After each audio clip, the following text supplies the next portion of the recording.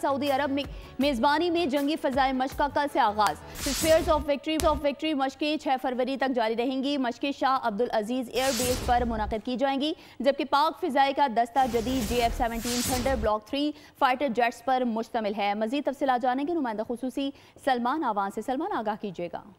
जी बिल्कुल, spheres of victory नामी मशकों का ये 5वां सिलसिला है जो कि इस वक्त सऊदी अरब में शुरू होगा। कल से इन मशकों का आगाज होगा और इसमें शिरकत के लिए पाकिस्तान एयरफोर्स के JF-17 थंडर ब्लॉक 3 तैयारों पर मुश्तमिल दस्ता अपने होम बेस से नॉन स्टॉप परवाज करके सऊदी अरब पहुंचा था और यकीनी तौर पर ये पाक फिजाइया की जो लॉन्ग रेंज डिप्लॉयमेंट है उसका मजहर है। पाकिस्तानी दस्ते के साथ साथ जो है 15 दीगर ममालिक इसके अंदर शरीक होंगे, जिसके अंदर मेजबान सऊदी अरब तो शामिल है ही, लेकिन हम देखेंगे कि बहरीन से उसके साथ साथ अमेरिका से F-16 शरीक होंगे, कतर के राफेल तैयारे शरीक होंगे और उसके साथ साथ मुत्तहिदा अरब इमारात से मिराज 2000 तैयारे जो हैं वो भी इन जंगी मशकों में हिस्सा लेंगे।